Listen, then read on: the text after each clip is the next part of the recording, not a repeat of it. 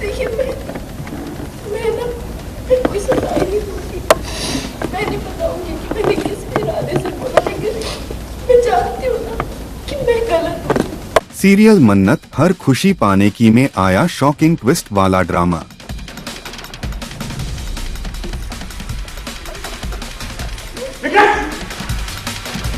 जहां शादी में आया बड़ा झटका, अस्पताल से आई दादी की लाश।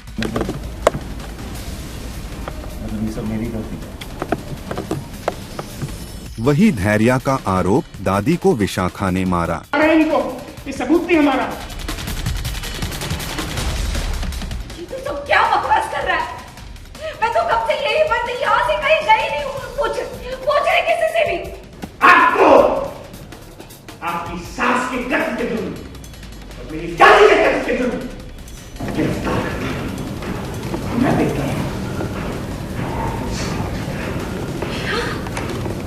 जी हाँ, दरअसल जैसे ही शादी चल रही होती है तभी अस्पताल से विक्रांत की दादी की लाश घर पहुंचती है। ये देख विक्रांत टूट जाता है। वो रोते हुए कहता है कि उसने दादी को कभी देखा तक नहीं और पहली बार जब देखा वो भी लाश के रूप में। विक्रांत सदमे में है और खुद को संभल नहीं पा रहा।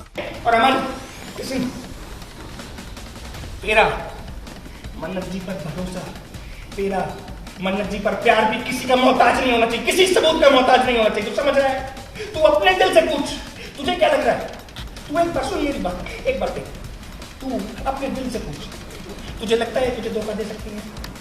तुझे लगता है कि किसी के ऊपर आंख नहीं उठा सकती है? हाँ हाँ, तू अपने दिल से पूछ, तुझे क्या आवाज आ रही? तू अपने दिल की आवाज को मान। तू हमारी बात को छोड़, तू हमारी बात को मत मान, तू अपने दिल की आवाज को मानना।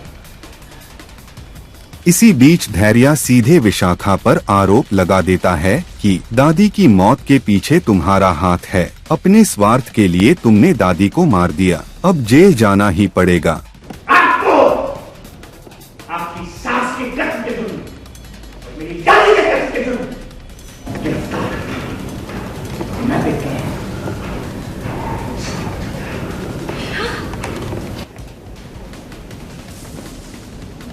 बचपन से आज तक मेरा मकसद क्या था? तुझे ढूंढना, तुझे सच बताना कि तू मेरा भाई और रोनी और नीतू सलूजा को सजा दे दे। ये मेरा मकसद था, इसलिए मैंने बताया। क्यों? क्योंकि मुझे तो बचपन से यही सिखाया गया ना कि ये दुश्मन है, ये कसूरवार है। इन्होंने हमारे दादा को मारा, इन्होंने हमारी दादी को मारा, इन्होंने हमारे बाबा को मारा, इन्होंने मेरे भाई को छीना। इसलिए मेरे लिए कसूरवार कौन हुआ? यही सोच लेकर मैं इस घर में। घर का माहौल एकदम तनाव से भर जाता है। इनको ये सबूत नहीं हमारा। तो क्या बकवास कर रहा है? मैं तो कब से यही बंद यहाँ से कहीं गई नहीं हूँ। पूछ रहे किसी से भी। मेरी मां निर्दोष है, निर्दोष, बेचारी, विधवा, वक्त की मारी, ये सब किरदार जीती आ रही है मेरे सामने बचपन से आज तक। मुझे क्या बता रही हैं आप? मुझे क्या पूछूं इनमें से? हर बात पे ये झूठ बोलती आ रही है, बात बात पे ये झूठ बोलती आ रही है। और मैं बेवकूफ इनकी बातों पे, इनके हर झूठ पर यकीन करता है। मतलब क्यों? कैसे पूछूं? मेरी मां है ना, मैं सवाल कैसे पूछूं उनको कि मुझसे झूठ बोल रही है आप? कोई बच्चा अपनी मां से सवाल पूछता है?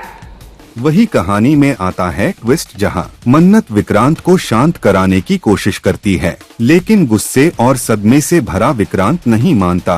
वो मानत को धक्का देकर वहां से चला जाता है, जिसके बाद मन्नत टूटकर वही रह जाती है। तेरे कड़वे शब्दों को, अपने स्वाभिमान को, अपने आत्मसम्मान को साइड में रख के तेरे लिए सबूत ढूंढने के लिए सड़कों पर दौड़ रही है। अब पूछ तू खुद अपने आप से, क्यों कर रही है ऐसा?